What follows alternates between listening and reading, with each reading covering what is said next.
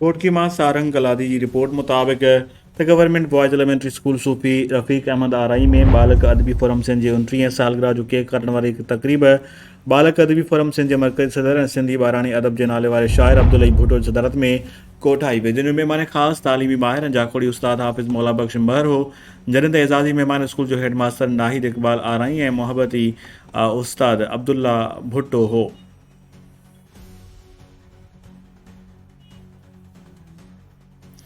उस्ताद अब्दुल्ला भुट्टो, मुनीर अहमद महर, मोहम्मद वसीम कोलाची, कमरदीन शेख, इमामुद्दीन भुट्टो, फरमान अली राजपूत, हिज़बुल्लाह भुट्टो, कबीर अहमद शेख, जावेद अली पिताफी,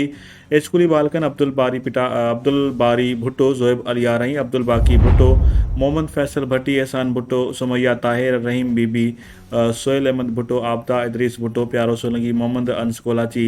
ऐं ॿियनि वॾे अॻ में गॾिजी करे केक काटियो। उन मौक़े ते बालक अदबी फोरम सिंध जे निज अदबी ॿाराणी तालीम तंज़ीम